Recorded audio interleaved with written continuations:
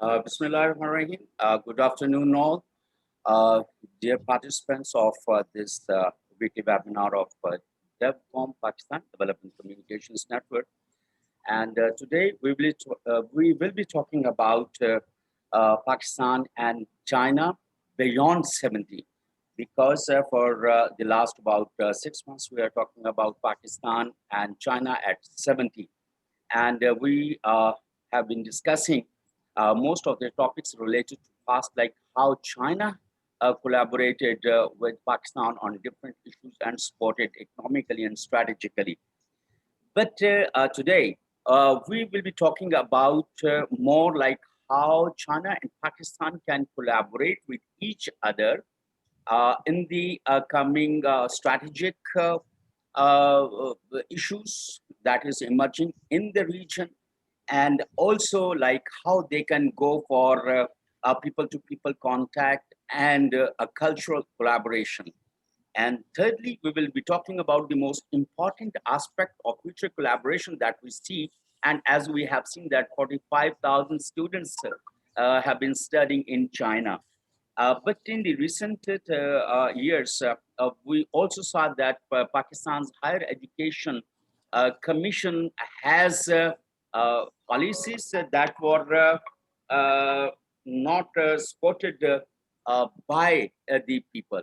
And there were like several conflicts, and also some controversies about Higher Education Commission and how it could be, how Higher Education Commission or like other such kind of universities can have collaboration with China, or what are the aspects to learn from China on higher education. And the fourth aspect that we would like to talk about today is the poverty alleviation. The American think tank reported in 2000, the poverty, there were like 49.8% of the population of China was under the poverty line in 2000.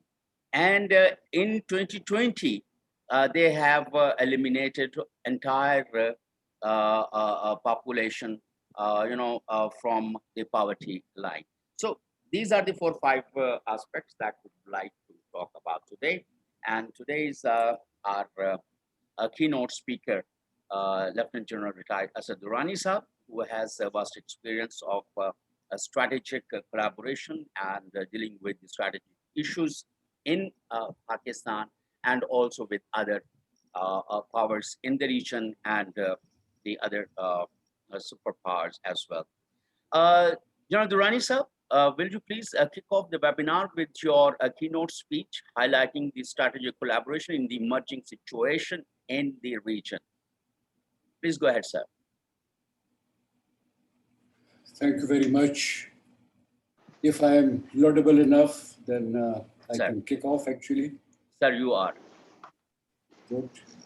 You see, before one can talk about the present and the future, just very briefly, how did we get here? It was in the early 60s. And I think it was a very opportune moment because both the countries were looking for certain windows. We were provided that because the Sino-Indian relations were on the way down, and India was looking also for a window because it had to look outwards, and at that time, there was hardly any other country that could have helped China. As the story goes, that was the time when they probably had only 2 friends in the world, real friends, Albania and Pakistan. It proved very helpful.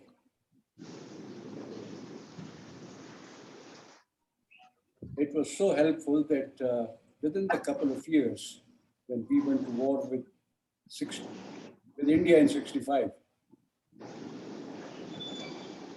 is there some noise somewhere in the background? We saw there's a huge noise in the background.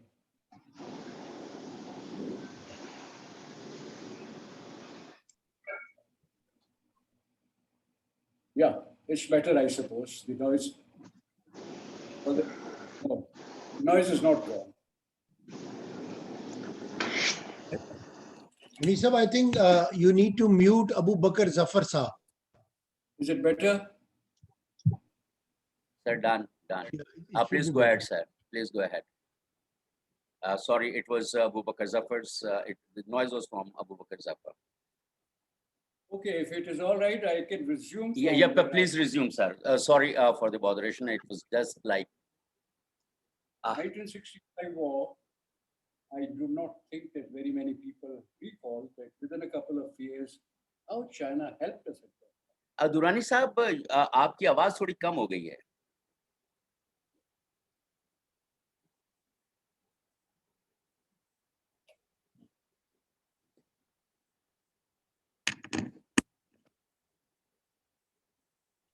Let me try with the microphone. Sir, it's good. It's fine. It's fine. Okay. So I was talking about when we kicked off, very soon thereafter, there was a war between India and Pakistan, 1965. And not many people would recall as to what was the type of help China. Sorry to bother you, Durrani Sahib, you have to raise your volume, I think. I have to make sure. Because earlier it was good. Is it okay now? Everybody, can you hear properly? If Durrani Sahib is audible? I think most respectfully, sir, thoda sa agar aap, pehle aap, your voice was very audible and it was very clear. It's I think little bit some distortion. Aap apna volume from your device se uncha kar lein.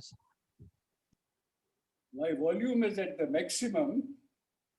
And if it is not working all right, I can try and change the router if you like. Sir, please.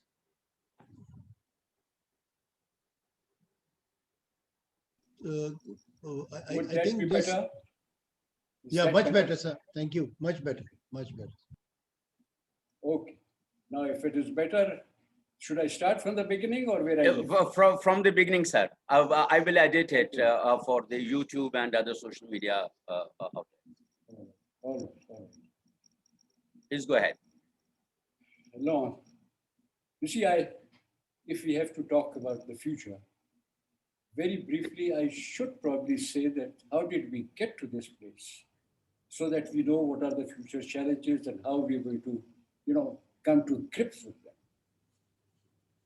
1962, India and China, their relationship when they were moving downwards, we got an opportunity to improve or develop or nurture our relations with China.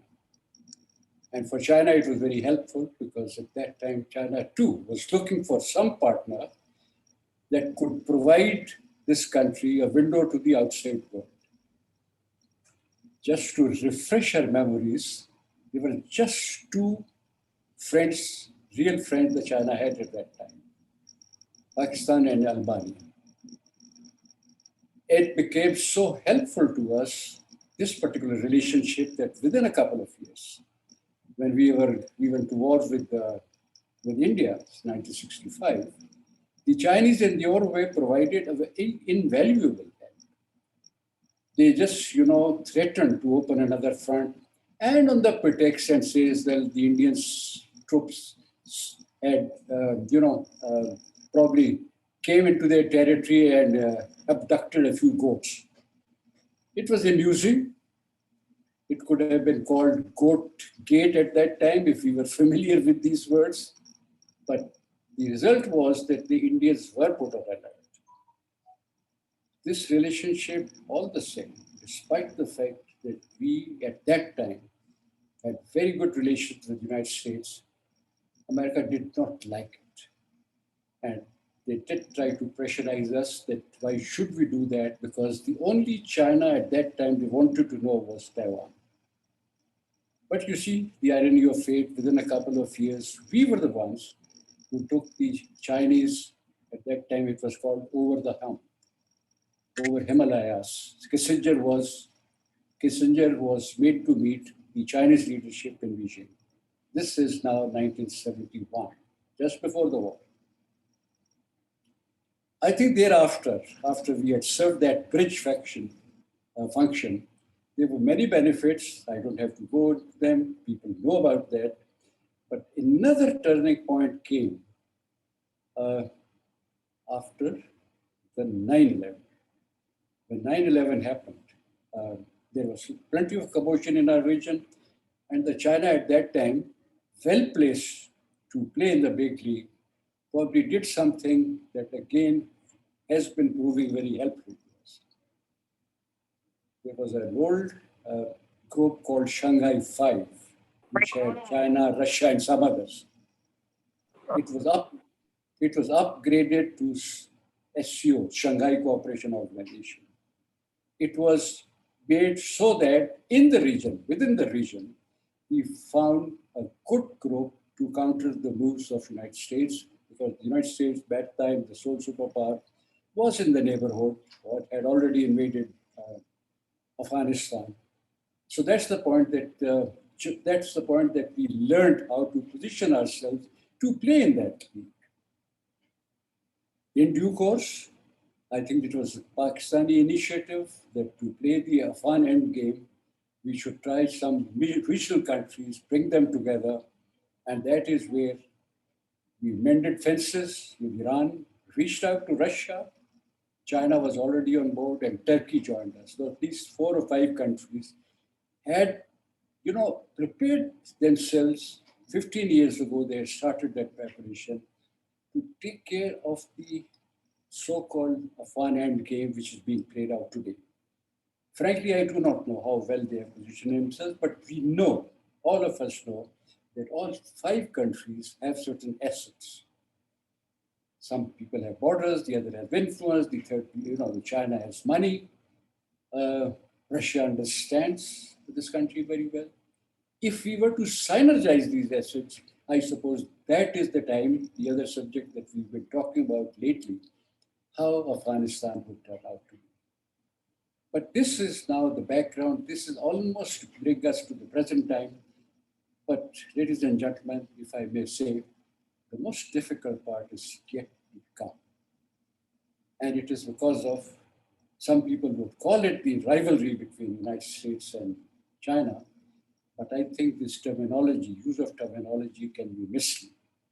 Like it was misleading when we started calling, after 9/11, the global war of terror.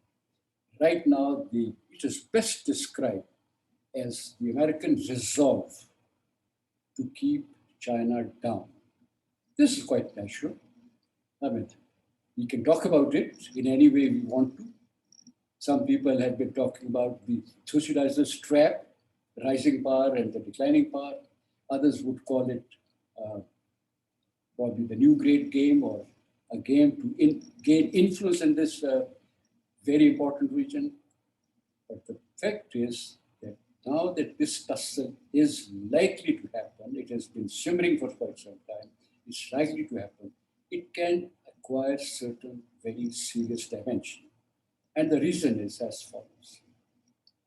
What are the instruments available to the United States to influence events, to have the Chinese influence down?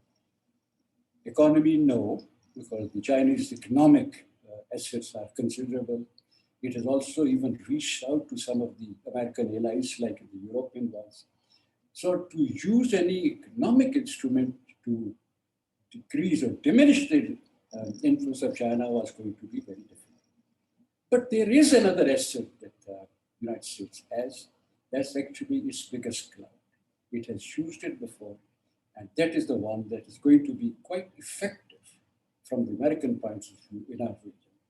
And that is its reach, worldwide reach, and its military power. There are 2 options usually on such occasions. One is to use the so-called soft power, which I think lately they have also talked about, a certain initiative which will try and be or offer good competition to the Chinese Belt and Road Initiative. And that is, in concept-wise, it's not bad, because You're talking about soft power. You're talking about human rights. You're talking about, all the good things in life. But since the appeal of that one is very limited, credibility of United States is not very good. In any case, is a long-term thing, and the countries generally that it's aimed to, they're looking for something substantial, economic, roads, hospitals, etc., etc. So that's not likely to be very effective. But what can be effective is if you can't play a game, as the old saying goes, then you can act as a spoiler. You can spoil the game for others. You can use your military power, military clout, create such environments in which the influence of the others, you can't play, but the others also are not allowed. There is a very Punjabi nice equivalent, but maybe I should not use it. If that be so, and I suppose there are indications that the United States may well be preparing to use its military muscle, not in only in our area, but in certain areas it's already used and it can use it. How would it affect us? You see, there is a vulnerability that they have already overcome. And the vulnerability was the American troops in Afghanistan. Once they're out, they need not be bothered about that particular point, because then if the idea is whether get bases or not get bases or use their sea-based bases, aircraft carriers, etc., to carry out certain actions, they can do that. Effectiveness is an open question, but they can do that. But it comes to Pakistan, I have to say that this is a very lucrative target because of certain vulnerabilities that we have. The smaller one is we are, looking forward to the success of the sea. It is vulnerable to certain disruptions, sabotage, subversion from outside, from inside, and that we have experienced for the last few years. And then there are certain weaknesses that Pakistan has. Internally, the economic part, the divisions within inside, and there are others that I do not have to talk about. We all know that the fissures within the country, they are the most dangerous ones to exploit, and they can be done. So in that sense, if I have to talk about that new great game of the great game, then Pakistan just happens to be one of the vulnerable countries. It may even turn out to be the battleground where this tussle will play out. Has the potential of being a very weak link in this chain that has aligned itself with the Russians and the Chinese for this new competition. And for that, there are, of course, measures that we can take. In fact, the measures have been there all the time. Nothing new has to be invented. People have been telling us for a long time what we have to do, how we have to take care of the internal divisions, how we have to improve, not only the cohesion, but also put ourselves in a position where we are taken more seriously, become a very serious player. How many of these we will be able to do? Normally, we've been ignoring them because it's so difficult, actually, politically, to create national consensus, to create or to put a dispensation for whatever time is necessary to put the house in order. There are measures from the economic front that are very hard to take because of the interest of the elites, and to overcome or to combat those interests has not been very easy. But you know how some of the countries actually finally catch up with these measures. And that's why the old Chinese wisdom. If there are challenges, there are also opportunities. We are not the only ones who are now going to need these opportunities. Only the other day, the Russian foreign minister, probably one of the best foreign ministers right now going, Lavrov, he said because of this, we have to now mobilize all resources then Russia, so that we are in a position to take care of this. Now, this is something that is also going to be required here, if we can do it. And the compulsion of the environment might, just might, make it happen, make something happen that we've been trying to do for a long time, but something was holding us back. Now, the criticality of the situation demands that not only that we do it, that also people who have a role to play, that they try and force this change so that, this so-called, what I call it, the vulnerable area, Afghanistan, Pakistan, FPAC is the vulnerable area, that we can now overcome those weaknesses and become a good player. And that is going to be very helpful, not only for us, but also for the region. And that probably brings me to the last point. When we do such things, we need a couple of, big decisions to take. Instead of talking about national interest, these are the times when you start talking about regional interest. And your interest and the regional interest, if they have to be brought together, you do that. You make certain decisions. An organization that did it very well. It's nothing new that I'm going to talk about. An organization that did very well. It was not NATO. It was not even, the European Common Market and, the EU. It was not the Ross of that. It was an organization created by both the blocs, which was called OSCE, Organization of Security in Europe. Now, this is an organization, it does not have a military instrument at its back. This is an organization that has the authority, political authority, even the moral authority, to talk to all the participant countries. They can even talk about certain internal developments which are harmful to the bigger organization. So a group or an organization like the OSCE, let me call it the grand jirga of the two countries, of the participating countries. It does not have to consist of hundreds of people, 10, 20 good people who have the credibility with all the participants. They persuade him to do what is going to be good for us. Thank you very much.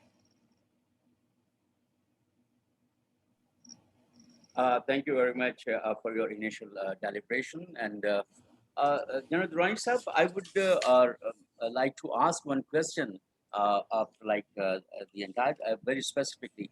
Do you really think that the Cold War that is presumably being taken place would come to that point where both countries could become get engaged into some hot pursuits? Sorry, I didn't actually hear that very well. But Okay, the idea sorry, is that, sir. I wanted to ask, as we are presuming that both China and America, they are getting into Cold War. A Cold War is being, imposed on China. Do you think, in the coming years, it can turn to some hot war, or in really such kind of situation that we faced after the Cold War with Russia, that there was engagement in Afghanistan and such kind of things? yeah, I mean, talking that both the countries will come, and start a war against each other, that's a very remote possibility. We all know what the stake would be. But trying to, militarily target the interests that the two countries have. And we can talk about the region, we can talk about Afghanistan when we want to bring about peace, and their military action is possible. If CPEC has to be sabotaged, then it's not going to be done only by peaceful means. Then there would be acts of sabotage, subversion, there could even be attacks. So in today's day, the warfare, there are very, very thin lines, very fine lines where the Cold War ends and where a little hotter actions start taking place.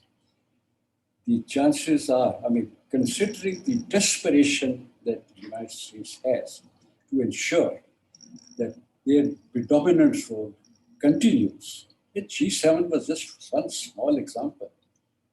Could one imagine that G7 once upon a time became G8, then Russia was thrown out again, and now they get together and we only primarily talk about China and the Chinese power. So if this become a desperation, which Europeans, most of the Europeans are not playing ball, then what does America do? Sit back, watch, or carry out certain disruptive actions? The big war between the two countries does not seem on the cards, but these are measures in which the military instrument, which is the primary tool available to the United States, can be used one way or the other. And why talk about, a theoretical one? We've done it so often in the Middle East, for example. Okay, thank you, Durrani Sahab. Now I would like to move on to Lieutenant General Retired Talat Masood Sahab. Talat Masood Sahab, you have heard the initial talk of General Durrani, and what do you think? He has said there is a remote possibility of any hot pursuits or little hot war between and also we have seen China concentrating more on economy and collaboration, and in the recent years we have seen China has also resolved their conflicts with neighboring countries. But even then, we have seen some conflict with even scuffle and fight with India. And we have seen that India is getting more support from USA against the neighboring countries. And do you see how the region, if the region would become volatile again? Sir, please unmute yourself, General Saab.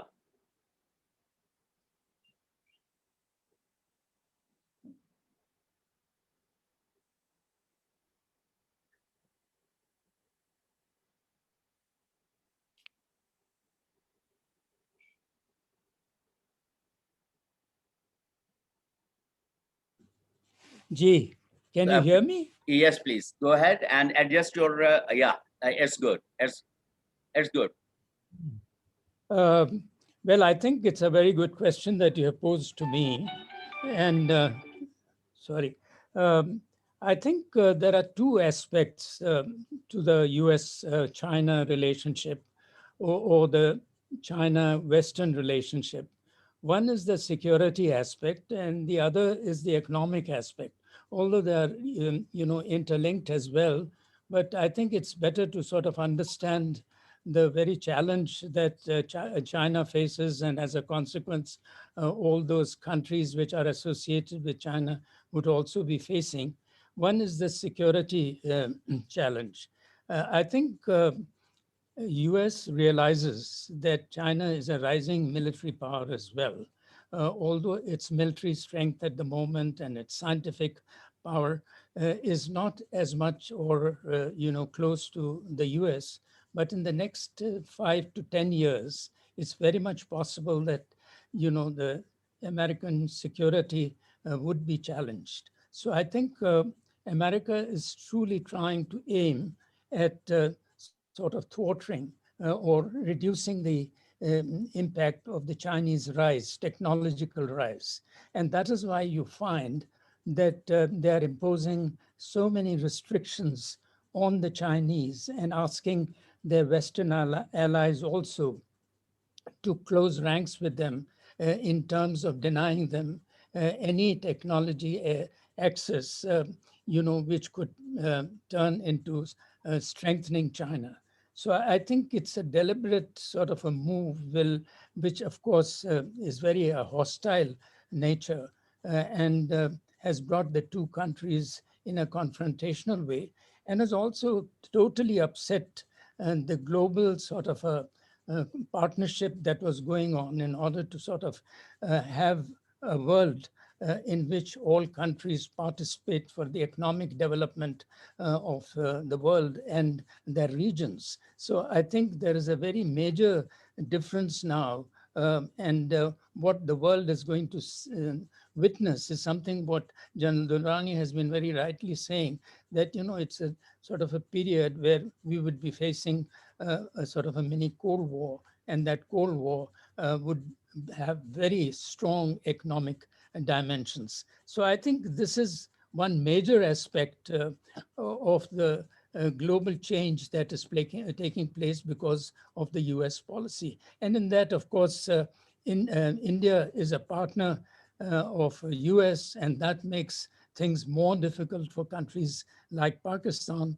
because we have such good relations with China, a strategic relationship which we are not going to abandon in any case. So that places us in a very difficult position, although we would very much like to have a good relationship with US as well. And we have been saying that all along. And I think there is also an interest in the US to have a relationship, especially at this point of time when they have left Afghanistan, and they want Pakistan to play a positive role in stabilizing the region. And for several other reasons, because of Pakistan's importance as a Muslim country, Pakistan's importance as a nuclear power, and so on. So irrespective of the fact that they say that they have no interest in the region and they do not give much weightage to Pakistan, the fact remains that they cannot deny that Pakistan has an importance. It's a country of 220 million people. It's geostrategically located, and it's a country which is very prominent in the Muslim world. So I think there are several factors which you all know. I don't have to repeat them. So I don't think we should underestimate our importance. But at the same time, we have to realize that this is a real world in which the US and China are going to have a very conflictual relationship for the next decades. And how are we going to position ourselves in that? So it's a very major challenge for Pakistan's diplomacy, and how to deal with these two powers, because it does not want to get involved in this conflict. It has suffered as a consequence of its past alignment with the US versus the Soviet Union. It doesn't want to repeat the same. But at the same time, it does not, under any circumstances, sort of lessen its closeness to China and its strategic relationship with China. But at the same time, it realizes that US, it must have good relations with US because it's a superpower, because it's a power which has certain benefits for Pakistan in terms of education, in terms of health,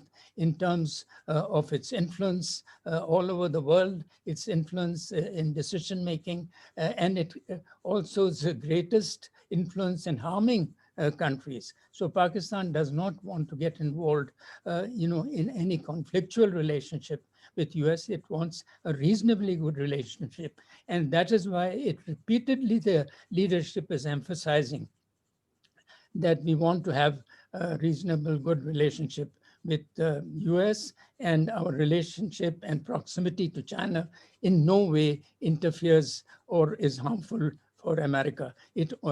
Then there is an economic dimension to the relationship. The economic dimension is that Pakistan's, I think China has helped Pakistan in a very, very strong way in developing and sort of in actually taking it out of the crisis, continues to assist Pakistan in terms of CPAC and developing its infrastructure, developing certain projects which have been extremely helpful, and is continuously sort of supportive of its economic gains. So I think And these are very important aspects, and that is why we find that this relationship has been strengthened over the last few years, although ever since, in the last 70 years, every time, whenever there is a crisis of any sort,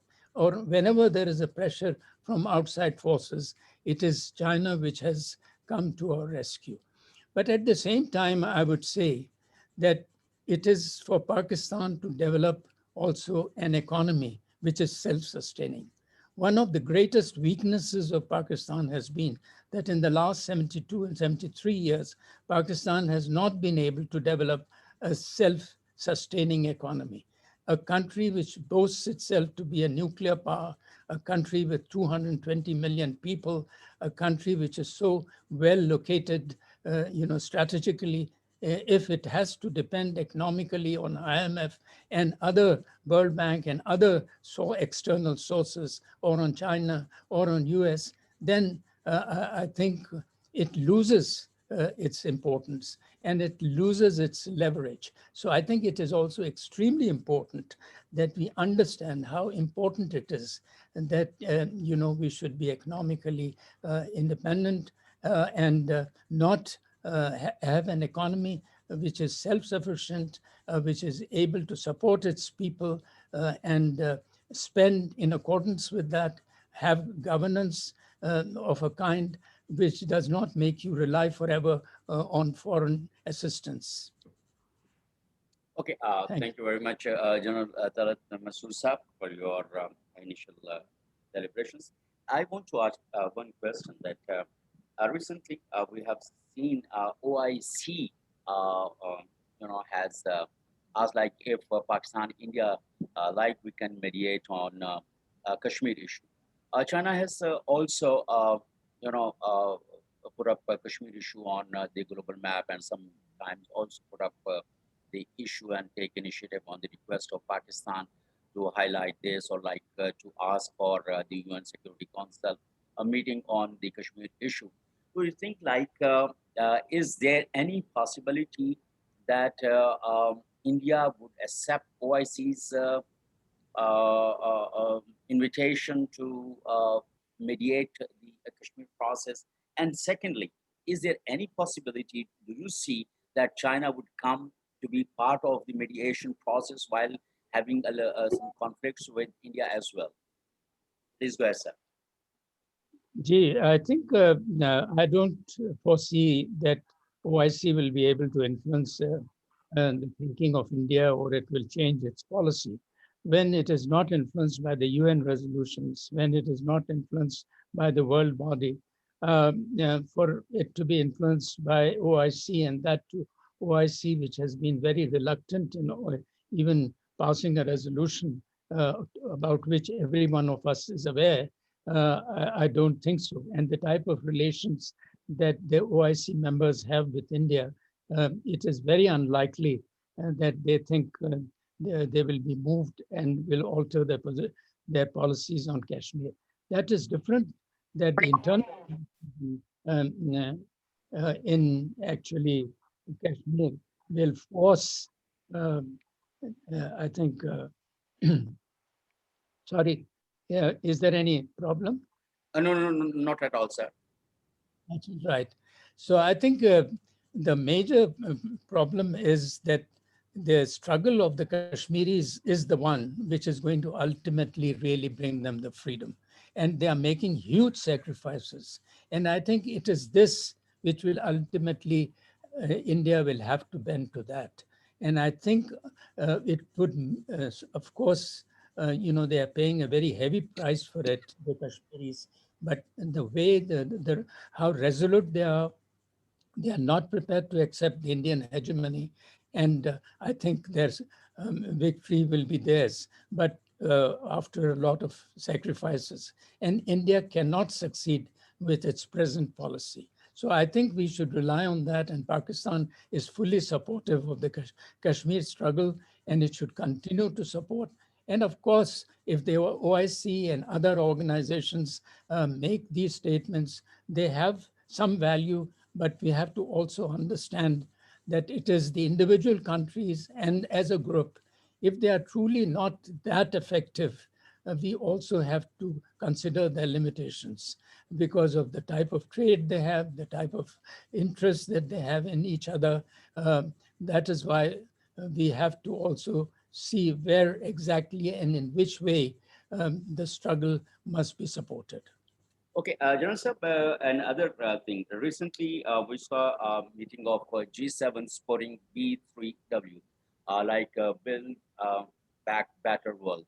And they support it, and but it is said that the B3W is a project that is a copycat, quote unquote, and also like a sort of a rival project against BRI. Do you really think? And the India was also invited. One of three, four countries. They were especially invited to the G7 countries.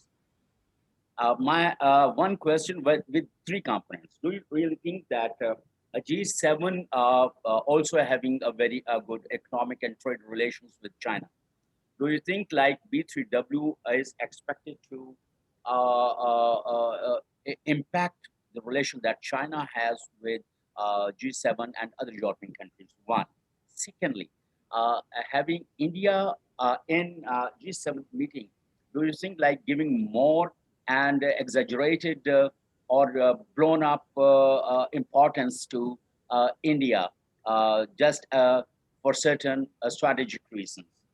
And as you have also mentioned, and General Durrani has also mentioned that once China was also part of G7, G8 countries, and somehow they were, China was excluded for reasons. So these are the three components of my question. Yeah, I think these are very good questions. And my view is that the you know, countries of the continent, they will definitely uh, cannot break their relationship with China. For the reason, although they would probably pass remarks and also statements, and also would probably agree with the US that the human rights situation in China is not good and needs to be condemned, or needs to be, statement should come out against the type of treatment which is being meted out to the Uyghurs and so on and so forth. But they are not going to break their economic relationship. It is too, it is mutually beneficial, and it is extremely beneficial. I think one thing we have to bear in mind is that there is no country which can replace China as far as the business relationship or economic partnership is concerned, whether it is with US or whether it is with the European Union, for the simple reason that no country has an economy of the sort that China has. And if no country or no group of countries have that level of economy, then they cannot interact either with the US or with the European Union the same way as China has been doing. So any harm that they want to do to China also will harm themselves. They will be harming themselves because they will not have a market to sell their products as well. So they will have to then find alternate markets. And for finding alternate markets in a world where the economy today in many areas is depressed because of COVID and all, and is facing problems, I think this is another challenge which those countries would be facing. And it is not only that China will face problems, it is they who impose these type of restrictions will also face very grave challenges. I'm not an economist, but broadly speaking, I see this, that it is not all that easy to expect that, okay, we are going to break our relations, economic relations, reduce them, but where is the other market that you will be able to sell your products? Do they have that capacity? Do countries like Pakistan and India and other, even India, does it have a capacity to replace China, irrespective of what they say? it will take decades before, and that too with the right sort of an effort for India to be anywhere close to what China is today. They have actually exaggerated the role of India in order to counter China. China does not even consider India to be a threat in any way, either economic or strategic. Okay, thank you very much. General Masusa, please stay with us, and there may be like a couple of more questions afterwards. And now I have to go to Hassan Daud Batsa, the Chief Executive Officer, Khyber Pakhtunkhwa Board of Investment and Trade. Thank you very much for joining us. Sir, today I have a little, I will try to rephrase or reframe my question regarding CPEC, because I know we all know that you have worked very hard on CPEC and you are working on different CPEC projects in Khyber Pakhtunkhwa. Sir, 140 countries have been signed the BRI project, while the B3W is still is under, that is being outlined, and even we have seen like 4 components will be part of it, but I don't know what would be the mechanism. Even perhaps the originator of the idea are not well aware of the mechanism, because they have said it would be funded through the financial development, financial institutions and some corporate sector. Do you really think that in that way, B3W would become uh, uh, a project or initiative that would combat or like be parallel to BRI? Bismillahirrahmanirrahim. Muniz Saab, thank you very much for letting me have the opportunity to speak amongst the greatest of all, General Asad Durrani, General Talat. They've been the people who've been laying the bricks for and the foundation, amongst others, for the great relationship that we have with China. And I think this 70-year celebration is just a milestone, and it's just the beginning of what this relationship can bring economically and also strategically for Pakistan. Coming back to your question, my answer would be based on certain assumptions and certain facts. First of all, we need to understand, and this is a fact, and I believe it very strongly, that as long as I am on this planet, China will remain the factory of the world. So it depends how long I stay, but as long as I stay, I believe that China will remain the factory of the world. So as long as it remains the factory of the world, other nations, and as Janatalat highlighted, that other nations' relevance with China would remain. And please remember, just look at ASEAN, for example. They have territorial disputes. Some countries have territorial dispute with China, but look at the immense trade that they have with China. Just pre-COVID, the amount of trade that China was having with India was around 70 billion, and I think in 2019. And out of that, 50 billion, and I think 70 billion was surplus towards China. So I think this is the kind of influence that China has economically, and this is the kind of influence that China is building in terms of economic relationship, regional integration, poverty alleviation, growth in less developed countries. And please also remember that after a very long time, or perhaps for the first time in human history, known human history, Asian countries are now coming to center stage, taking economic decision. We have platforms like SEO, we have platforms like BRICS, we have platforms like BRI, which are actually transforming the way that we do trade. But naturally, there would be challenges. Economic growth of China would be challenged by its not so friendly countries. But the kind of economic interdependence that you have. So I would not be as harsh as you were in terms of taking it to a war zone.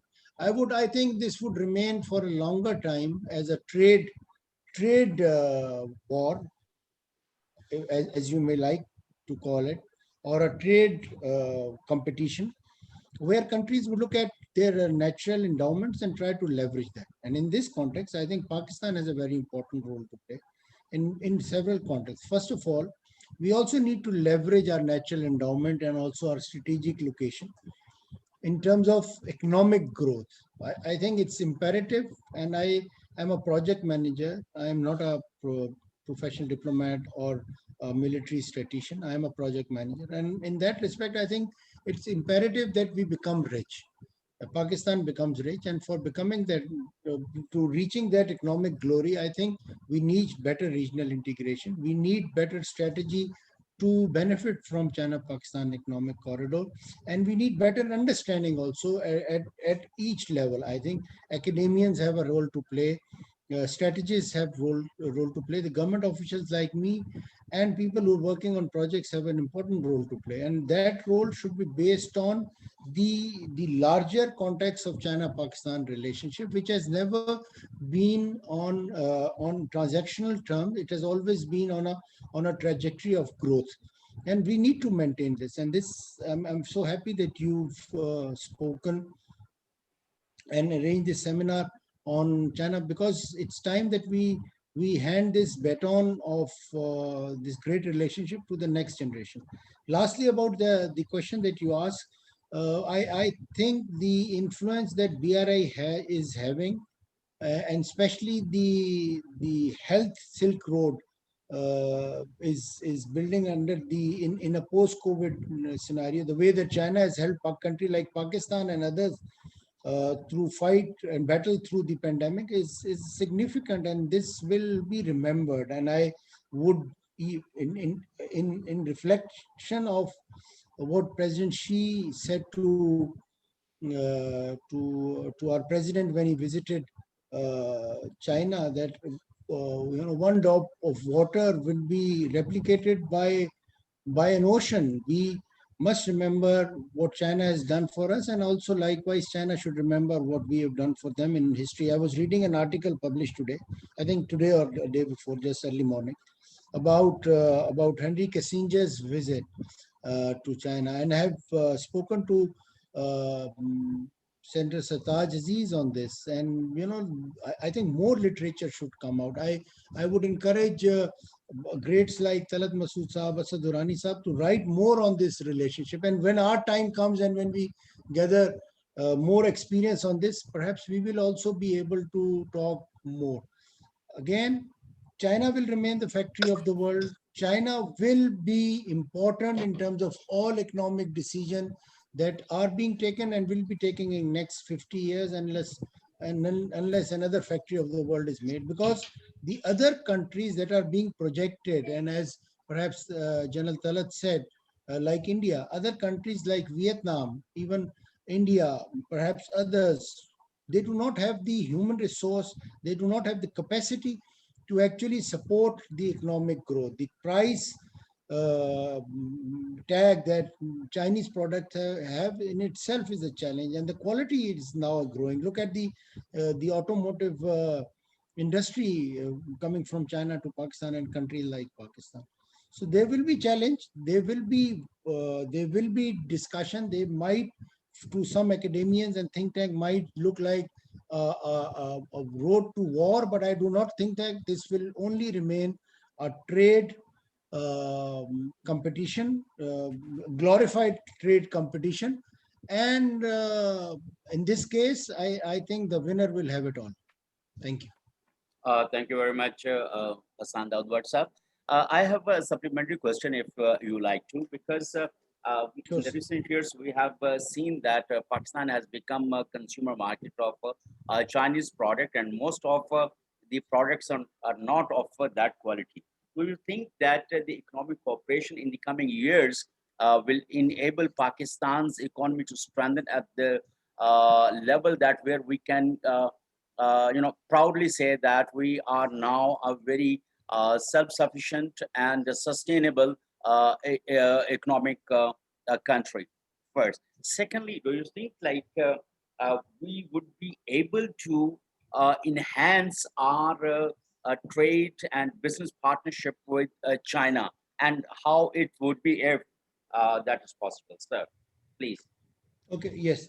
I think, sir, in terms of Pakistan becoming the economic power of the future, or economic or maybe benefiting from the economic potential that is have, I think yes, we have huge potential in natural endowment. Allah has blessed us with a lot of resources, which including human resource, which if we tailor them well, we will be able to achieve the economic growth. And perhaps now the kind of regional integration that is shaping benefits Pakistan more than any other country, because the kind infrastructure is being developed. We have the Western Corridor, Eastern Corridor. We have connectivity with Afghanistan, and if peace comes in Afghanistan, and I am sure it will come, because now countries and nations understand the economic calculus. So Pakistan will benefit. Now your question is that we use Chinese consumer product, and my question to you is, which country does not? Everywhere you go, you will find Chinese products being sold. When I was studying, quality assurance, I remember my teacher telling me that quality is the satisfaction of the consumer. So if the consumer demands something, and if that demand is met, I think the quality is ensured. So we should be careful in what we are demanding. We should ensure that whatever products come are as per the agenda of quality control, as per the agenda of environmental growth, and that goes true for projects. Last part of your question was about the business to business relationship. Our business to business relationship with China is growing. I only would like, if being very critical, would like that our human resource builds their productivity, our factories build their productivity, so that they could have good joint ventures with China and be part of the Chinese supply chain, and then eventually be part of the global supply chain. So please remember, sometimes we underestimate our potential and underestimate the kind of role Pakistan is. While China is extremely important for us in terms of economic growth, in terms of regional connectivity, Pakistan is equally important for regional countries, including China, in terms of their connectivity with the Middle East, in terms of their connectivity with Indian Ocean, and also in terms of their even connectivity. I will go to an extent of saying to the level that connectivity to the West. And I think Pakistan should play, it has been and should play its cards well. And the next generation, I keep saying, and I will end on this, has to carry this forward in terms of benefiting to the level where it come. And then CPEC, I think, is giving us a lot of leverage. It's giving us a lot of leverage. It is now bringing us into the center stage of BRI country as a good case study. And our Prime Minister has stated the importance of the Belt and Road Initiative, and also China-Pakistan Economic Corridor. President Xi has also echoed similar sentiments about BRI and China-Pakistan Economic Corridor. In 2017 and 19, both BRI forums, Pakistan was discussed as a good case scenario. So I think we must understand that. Thank you. Thank you very much, Hassan Daudbot sir. While referring to Chinese consumer products in Pakistan, my question, just a clarification, sir, that my question was like a lot of Chinese products in Pakistan. Will we be able to produce those kind of products in future in our own country? That was yeah. So let me answer that. And the related part of the question was also that, do you see that having CPEC projects in Pakistan, the bilateral trade with China would enhance? If so, how? These two things. Okay, brilliant. So I think in terms of producing goods, I think these special economic zones and the CPEC are providing us great platform. they can be the center of excellence for experimenting on certain financial and also industrial activity. And they are always, China did that as grounds where experiments on financial relationship and also some out of box innovative ideas were done. And I think Pakistan has the chance of doing that, and perhaps bringing in industries which can help us to produce goods, works, and services to the level where China is producing and to the quantum that China is producing.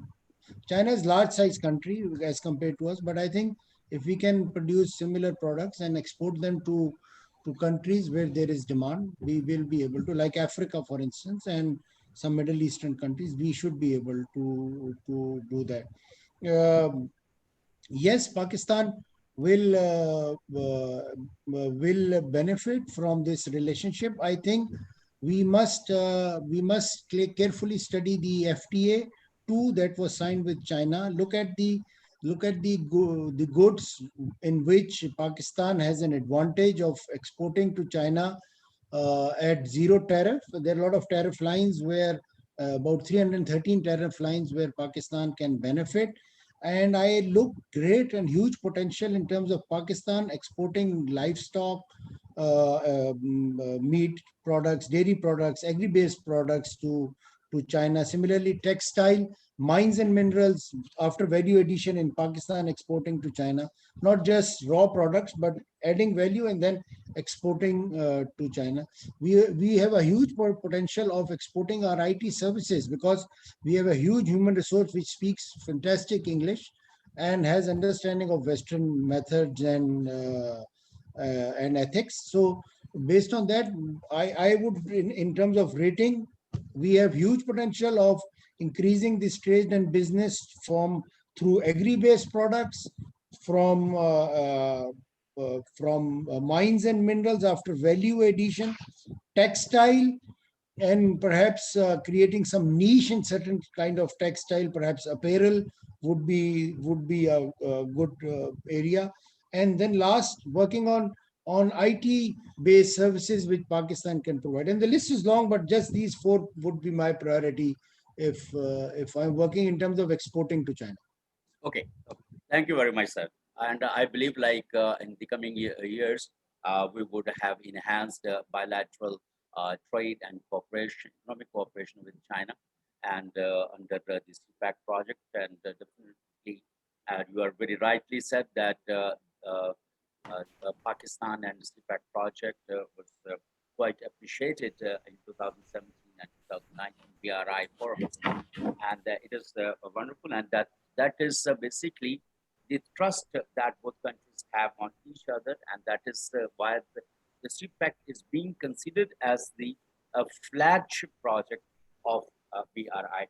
But one thing that we have seen over the years, over the recent years, that China has also offered multiple scholarships, fully funded scholarships in different disciplines. But we have also seen that Higher Education Commission have been like, target of conflicting opinions in Pakistan, and even the higher education has been very controversies. And now I would request Dr. Khushbu Ejasaba, who herself is academician and work in the political science department of the Kashmir College University, I believe, if I'm right. The college has turned to be a university. And as a university faculty, what do you think, like the recent controversies on higher education in Pakistan? And there's also a divide of higher education commission at the federal level and then at the province level. While we have such kind of difficulties and controversies, do you think like how China, Pakistan can have a much better education collaboration for higher education? Please go ahead, Dr. Pushpeja Saiba. Thank you, Doc. Thank you, Munir Sam. I just want to highlight this thing that under CPAC, there is a collaborative research grant, which China is giving to different universities in Pakistan. On the other hand, there is Chinese scholarship program for Pakistani universities as well. And Pakistani student as well as academia is actually having benefits from that scholarships.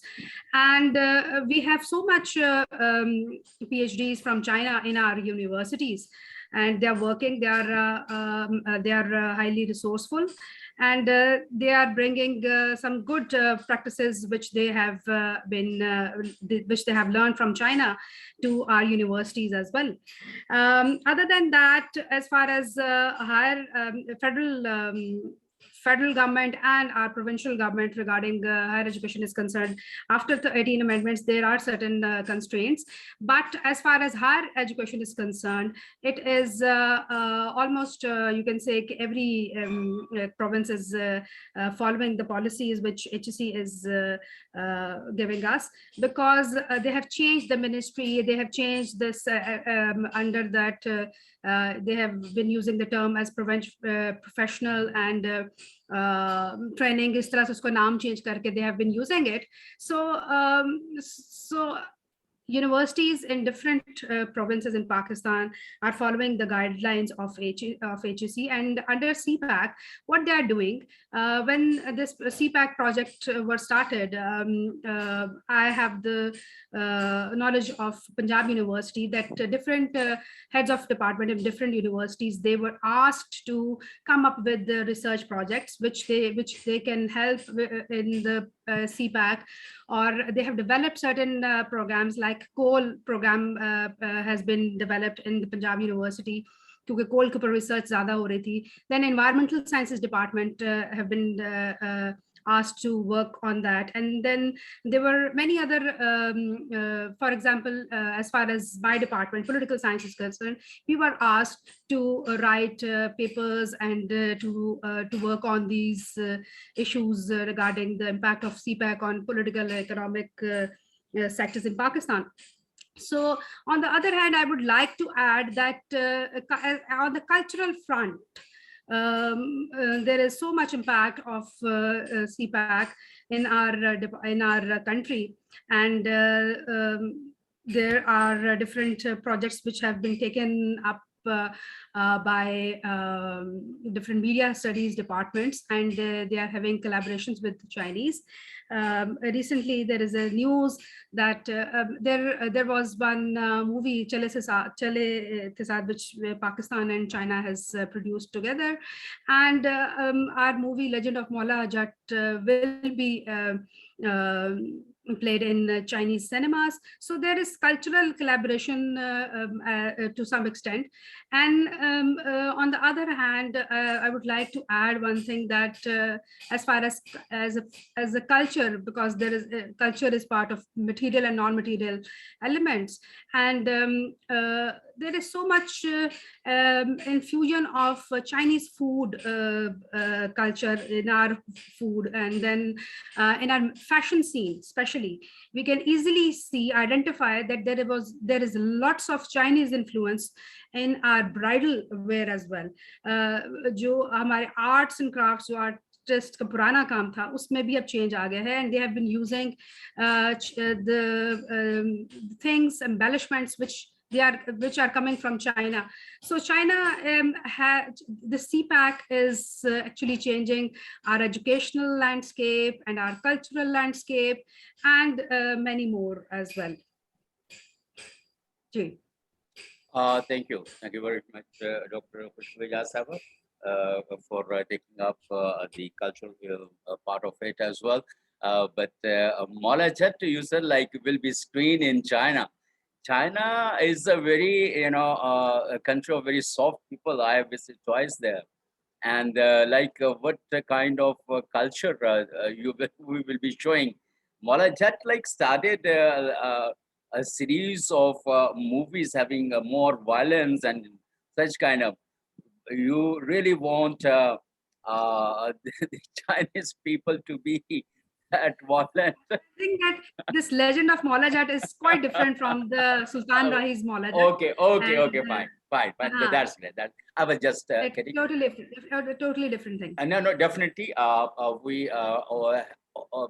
We have conducted two of our webinars with Hassan Daud Barsab and some are very well-known cultural practitioners such as Shahid Nadeem and Shima Kirmani and Jamal Shah.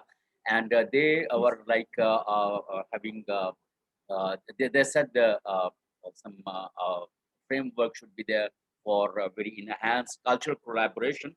And that I still believe we need to I have. think that As, Jamal Shah has visited China with the PNCA team. Yes, and, I was part of business the started. cultural. I have been part of Cultural Carbon Project, and Excellent. basically there were many flaws in it as well. But that was a one-time initiative that China and Pakistan supported. But I believe, and that what we have propagated several times, that there should be, a comprehensive cultural collaboration regime between Pakistan and China. I could. There was like a hand raised by Dr. Zagam Habib Saiba. Are you there? Oh, uh, yeah.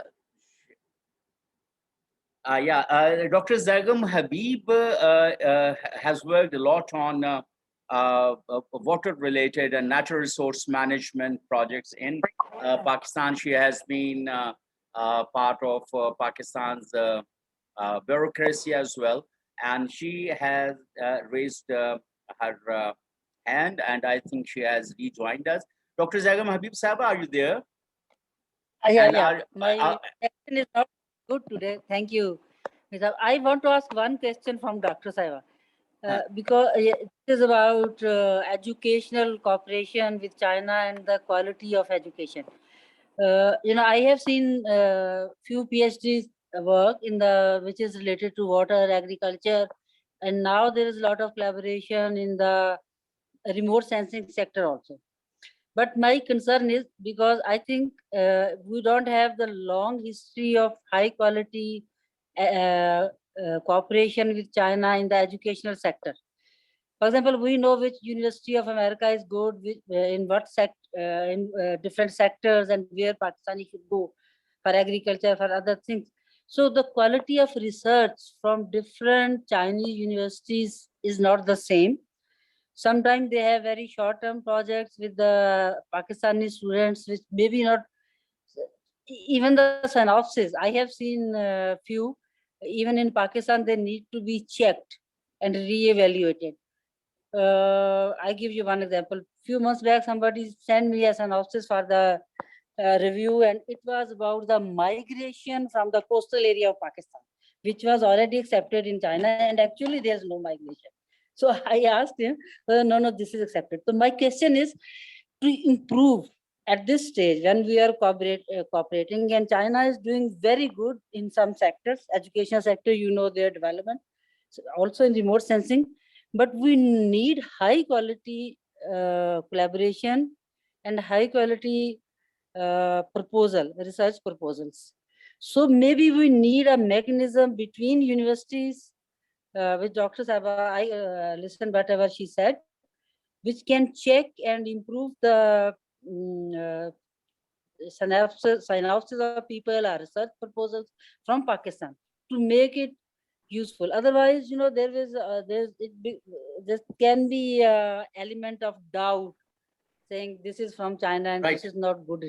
All right, Dr. Saba, will you stay with us? I have, I would also like to comment about Pakistan-China natural resource management collaboration, because Lead Pakistan has worked on China-Pakistan water partnership as well, long time back. But in the recent years, we don't see such kind of, a collaboration mechanism. I would definitely ask you about these things. Please stay with us. Please stay with us. Now, Dr. Saba, Dr. Zagam, will you please? Yeah. Dr. I'm here, but my electricity is giving some problem today. The only doctor साहब आप जरा हमारे साथ रहिए. Let Dr. Khushbu Ejaz respond to your question. Dr. Khushbu Ejaz Sahaba, Dr. Zagam Sahaba very rightly has said like there shall be more quality control on the research that the PhD students are doing with the Chinese universities. Please go ahead about it. a very pertinent question, and I would like to quote one example from our institution as well. When a lady who has completed her PhD from China came to our college, so our HR department was not very happy, and they were very much, you can say, critical at that point, and they said that China में चीजें produce हो रही हैं, PhDs भी ऐसे produce हो रही है. So there is an issue of acceptability in Pakistan. We believe that our PhDs are of much higher caliber, or so scrutiny is yes, it's very important. Have to look into what is the ranking of the university from where anyone is that degree, and I think that will be helpful in this regard. But we can learn many things from China as well. We can learn how they have established their cottage industry and other things. Sort of academia se hat ke bhi we can learn many things from China and Chinese experience. Thank you, Dr. Khushbu. मैं मुनीर साहब एक छोटी सी बात कहनी है. I think you know, in 2017 and then later when current government came, there